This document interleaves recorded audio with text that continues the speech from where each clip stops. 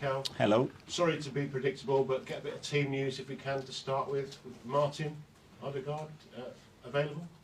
Hopefully, yes. We have another training session today, but he's been progressing well, and hopefully he will be available. So he picked up a concussion, is that right? Yeah. Against Newcastle. So you've just been following protocols. Yes, because we didn't know obviously how many days depends on certain things, and at the end he got more delayed than we wanted, but we have to protect the player. Gabriel Jesus played for Brazil. Yeah. Obviously he wasn't ready for the Burnley game, but is now available?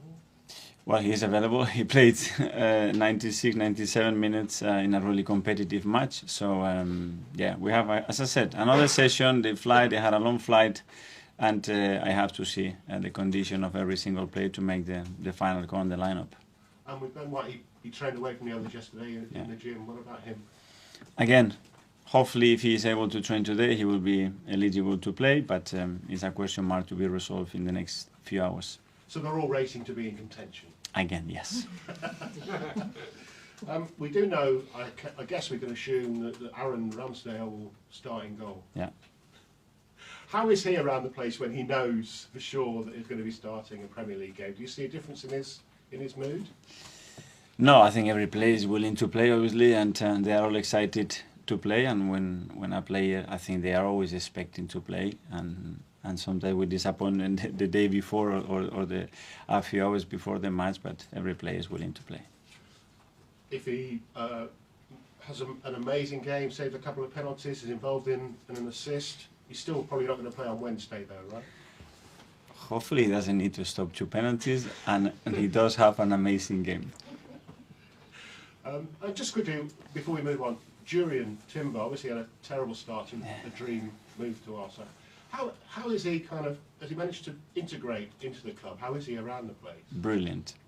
Absolutely brilliant. You talk to anybody in that building, everybody that gets close to him, it's a really special character. We've been really impressed when we sign him, because sometimes when you see the player live in your environment, training and playing, we went, wow, we have an incredible player. But then that player had a big setback and a really difficult moment to go through, and he's been really special in the way he has handled the situation. Really special. And it's been suggested to me, I hope I'm not giving anything away, that we might see him out on the grass at some point soon.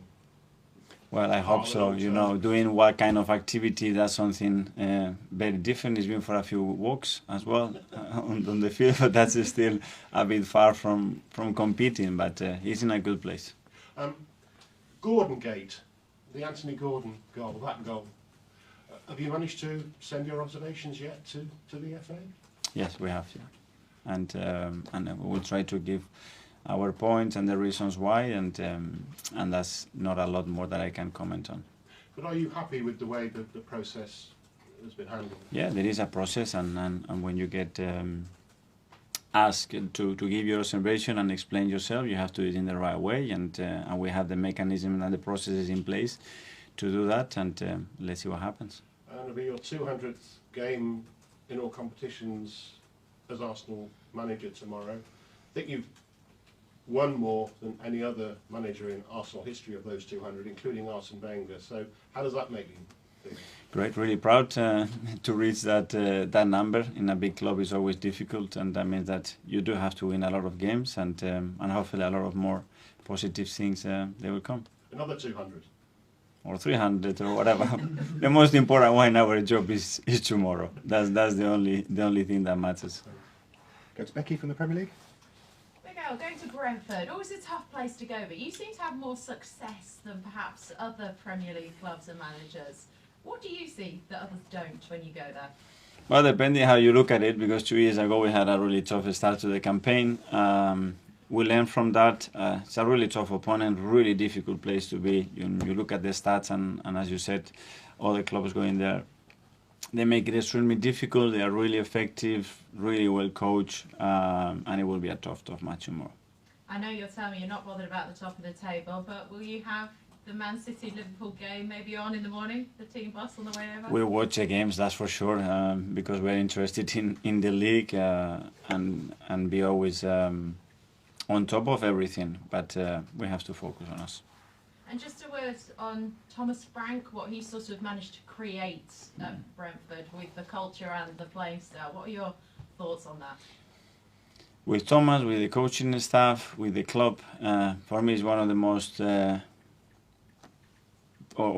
of the best run clubs in the league, and I followed it for many years, and the things that they do, the structures that they had, the process that they had in place, the vision that they had, is incredible what they've done with the resources that they have. So huge credit to them, not only to achieve and get to this level, but the way they maintain it as well, with so many changes and the environment that this league demands as well. Thank you, Mikel. Over to George from the BBC. Mikel, hello. So just on the FA charge, are you going to contest it then? You're not going to accept the FA charge, you're going to contest it? No, we've been asked to give our observations, our opinion, and to run through everything that happened on the day, and that's what we're going to do. That's it. I know hindsight's a wonderful thing, but if you could turn the clock back, would you say it all again, what you said on the same thing? That's not possible. It's like in the game, I give the lineup, then we don't win, and I say, would you do the same one? Yeah, easy, innit? I hope we could do that and stop it and rewind and say, well, give the ball to him instead of him. We cannot do that. Unfortunately, things go really fast. You have to do that, and that's it. You learn from everything, that's for sure. And just a word, I'm sorry, Tomiyasu, since he's come into the team this season, he's done really well, but there's a story linking him with a move to Bayern Munich this week. And I just wondered, what's the position of the club? You want him to stay, and will he be staying, basically? I really want him to stay. I value the player a lot. I really like him. I think it's loved and respected by everybody at the club. He's getting a lot of minutes now. He's getting his availability to the level that we need to for him to make an impact in the team, and he will continue to be with us. Thank you. Ian from TalkSport. Hi, Mikel. Hi. Hope you're well. Tomorrow's game yours is not the early game. Liverpool once again having to play early against Manchester City. How much of an advantage after an international break does that give you? Because we often hear from managers who play the early game, especially Jurgen Klopp, who will play a lot of them, about how maybe disadvantaged they are. Yeah, obviously, if all the managers would like to play on Sunday, probably better than Saturday or Monday if possible, especially the ones that we have a lot of internationals. They've been flying around the world, and they have played 2 games. But as well, we have certain commitments, and we don't have much to say in terms of the fixture list, and we have to adapt to it. In terms of Aaron Ramsdale, who'll play tomorrow, a lot of people saying with England coming up in the summer of the Euros, maybe he would look to move in January or to get more game time. As a manager, how do you put your arm around someone who has gone from being number 1 to number 2 and convincing him that you need him and that he still will be within the plans of the national team by sticking with you? My job is to try to help every single player in the best possible way every day, to make him better, to give him the best possible chance to fulfill their potential in their career, and get to the highest level as they possibly can, with no exception in any position or any player. Finally, an award this week for Edu, as Best Sporting Director. I think it's fair to say you've got 200 games massively with his support behind you. Just explain for us what he's done for you, how grateful you are to him.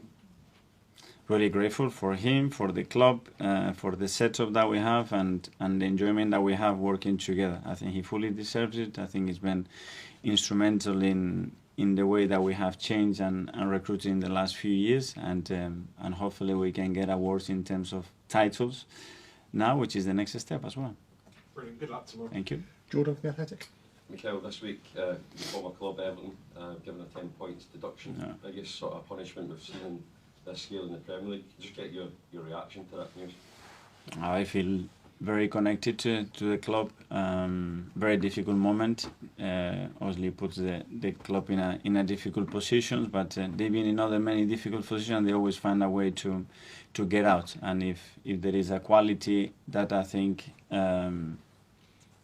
describes that club, it's the courage, the determination, and the fight, and they would fight against anything, and I wish them the best. Because we've not seen anything like this in terms of punishments for financial reasons before. Were you surprised by the scale of it, and do you think this could maybe be a watershed moment in terms of the Premier League? Yeah, I don't know. Obviously, the news took me by surprise, and it's a big one in the middle of the season. But I don't know the regulation. I don't know the whole story inside it, and difficult for me to comment.